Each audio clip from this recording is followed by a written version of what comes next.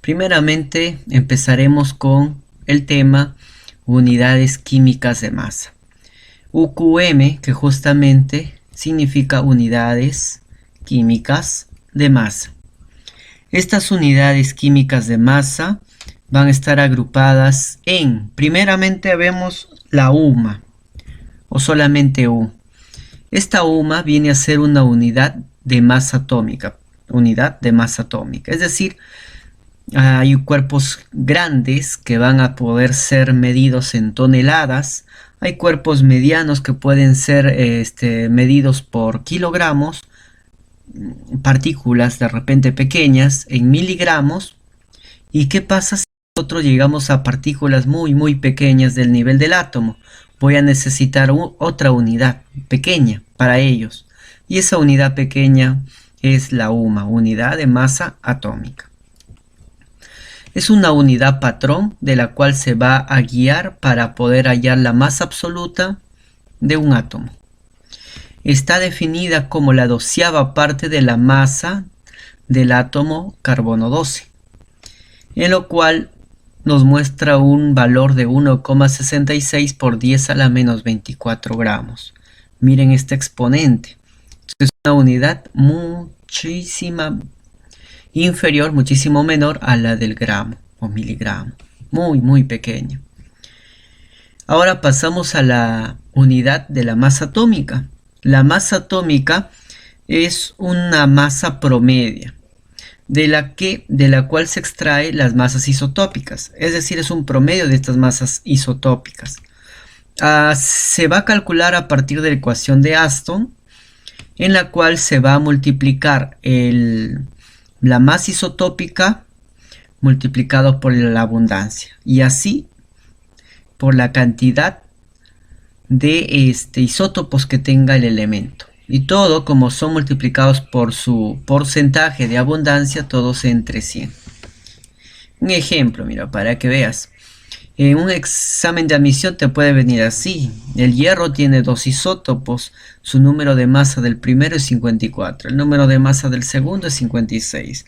En la naturaleza, hierro 54 tenemos 10%, mientras que hierro 56 el 90%.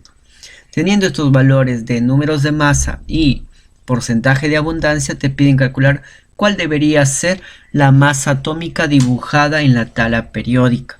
Y para ello, utilizando la ecuación de Aston, multiplicamos el número de masa por su abundancia, 54 por 10, más el número de masa por su abundancia, 56 por 90.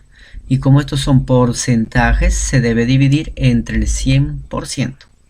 De tal manera que nos da el 55,8, que es el valor de la masa atómica que más o menos deberíamos encontrar en la tabla periódica.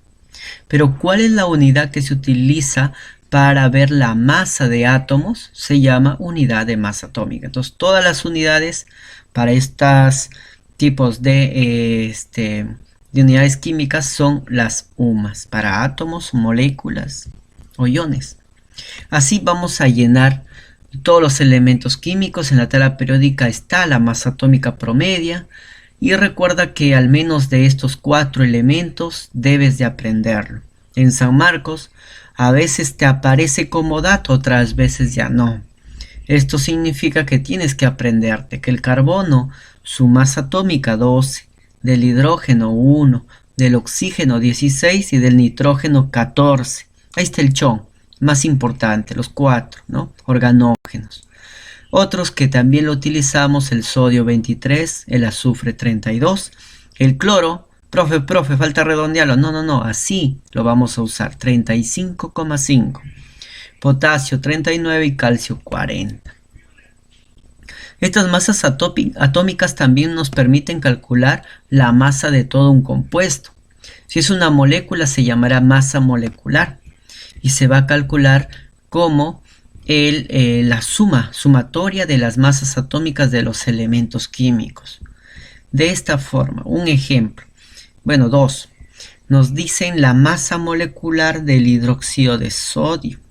Y acá, aunque debería ser el peso fórmula o unidad fórmula, hemos considerado el mismo símbolo. ¿Por qué? Porque el cálculo es idéntico. La masa molecular del hidróxido de sodio, ¿cómo se encuentra? Sumando la masa de cada elemento. Del sodio, buscas la tabla, 23, más la del oxígeno, 16, más la del hidrógeno, que vale 1. Y en total la suma con tus deditos sale 40. ¿40 qué? ¿Gramos? ¿Miligramos? ¿Toneladas? No, son UMAS, unidades de masa atómica. Es la unidad patrón, no te olvides. El peso fórmula, o acá de manera general le llamo masa molecular, pero este es un compuesto iónico, es que debería ser peso fórmula.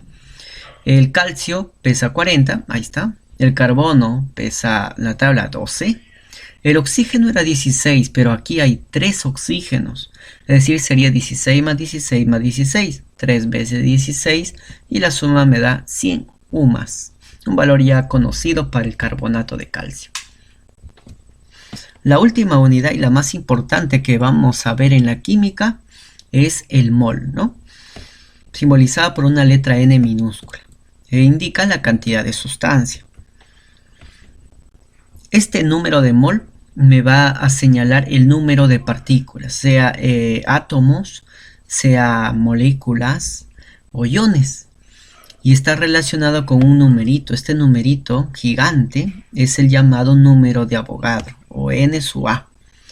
Avogadro fue quien pues estimó este valor. Nunca lo conoció, pero al menos hizo los cálculos para aproximarse a este número, 6,022 por 10 a la 23. Número de Avogadro. Y a continuación aparece la fórmula general que me permite relacionar moles con masa y el número de partículas. Bien, entonces moles va a ser calculado como la masa entre la masa molecular. Esta masa de arriba es un dato del problema. La masa molecular ya sabes cómo encontrar, sumando los pesos atómicos, que aquí en las tablas están. Ahora, el número de moles también me permite relacionar con el número de partículas. Para ello existe esta relación, el número de Avogadro.